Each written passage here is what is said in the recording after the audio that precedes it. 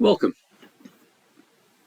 What this presentation is about is my experience at looking at several different non-invasive blood glucose smartwatches. All I was doing is looking at how well it would measure blood glucose. So, as a bit of background, my motivation for trying to find which non-invasive blood glucose watches are fairly accurate out there is there's been a lot of studies recently as far as the trends and the issues of having a high level of blood glucose. It's been linked to higher rates of Alzheimer's, higher rates of dementia, cardiovascular disease, neuropathy, and then the list just goes on and on. If you're looking at this video, you probably already know some of the effects and the deleterious long-term effects of having a high level of blood glucose. And I just wanted to try to change my eating habits a little bit so as to get my blood glucose under a little bit further down and help reduce these effects, which get worse as you get older. I am not a pre-diabetic, or diabetic, so a continuous glucose monitor is not an option. There's many different articles on the health effects of having a high level of blood sugar. I won't go into those. You probably already know those, or at least some of them. Now, the non-invasive blood glucose, what they're trying to do is they're trying to get it down to a accurate percentage enough so as to use it for like diabetics and that type of stuff. I don't need anywhere near that precision. Several of the major manufacturers like Apple or Samsung or Huawei are rumored to get one soon, but it's always, within a few years or that type of stuff. I don't need the accuracy that they're trying to shoot for. I just wanted something which would tend to track a little bit what the blood sugar level is. Having some repeatability is nice also, but something that indicates that my blood sugar is higher, lower, how it goes as time goes on. Since I don't need the accuracy, and there's already quite a few watches on the market, I went and bought several. These are the 4 that I bought through Amazon. And so F57s are a common brand, and then there's 3 other brands here. I got the 4 different ones, and all I'm doing is looking at the how well they track the blood glucose, like when the blood glucose goes up or goes down, whether or not it actually goes up or down. So here's the overall arrangement. I've got the 4 smartwatches, and then I also bought 2 different blood glucose meters that you use if you're trying to measure your blood glucose, through finger pricks and that type of stuff, and bought 2 much different brands. So let's look at the repeatability of these 2 as far as when the blood sugar goes up or it goes down, that type of stuff. So I'll first throw up really quick the actual result sheet.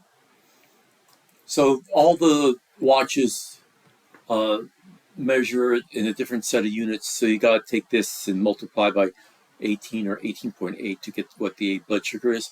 So I went through and I got what the averages were of them all. And in a little bit better format, here's the results. So the Menti and the Keto are the 2 finger prick blood glucose monitors.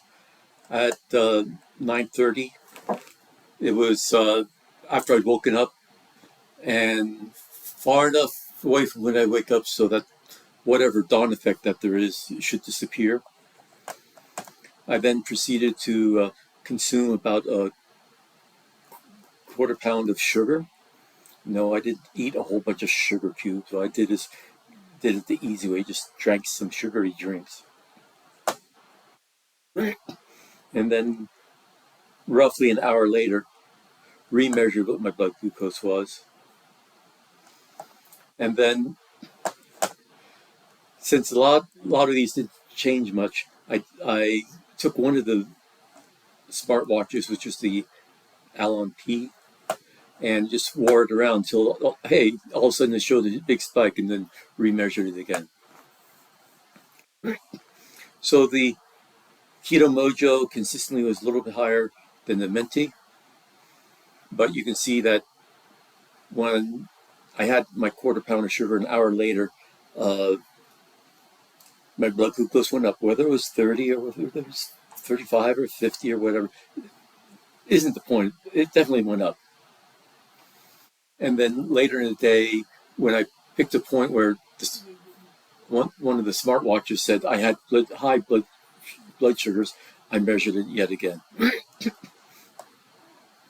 So these are the two different meters. I took the average of them. So let's go through them, the four different watches one by one. The 57L just basically read the same thing the entire time, no matter what my blood glucose level was. Blood glucose goes up by 40, goes down by 30 or 40, it just stayed the same. The high storm didn't change my blood glucose change, but it dropped substantially. It had one low reading, the blood glucose, which was similar both at 9:30 a.m. and 4:30 p.m. The Geek Grand had a similar response, and the Alon P, well, I wore this watch around since it had two consistent low numbers at 9:30 a.m. or an hour later after having a quarter pound of sugar. It didn't change, so I just wore it around and said, "Oh, look! All of a sudden, it's measuring high," and then that's why I chose the 430 sample. So, bottom line, I wouldn't consider any of these as being accurate or useful from a standpoint of non-invasive blood glucose monitoring of your blood instead of the finger pricks. And I just wanted to put this out on YouTube because I searched high and low a lot to find out what smartwatches would actually have some sort of repeatability for the non-interactive blood glucose. But only one I found is like the guy just tested one watch and that was it. And when I look at the comments, some people said the watches were accurate, some people said they weren't accurate, all that type of stuff. But I think what happens is, so I was thinking maybe there's a repeatability problem or manufacturing problems of getting multiple units was definitely worthwhile. But I think when they were saying it was accurate, they were looking at things that were things besides blood glucose.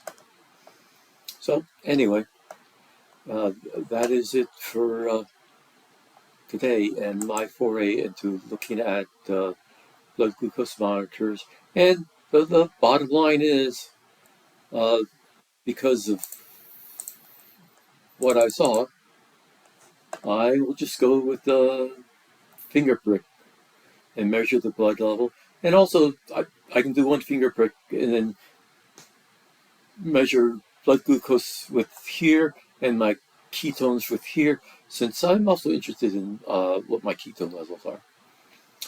So, hope you had education. I was able to let you know about things, and have yourself a good day. Thank you. Bye-bye.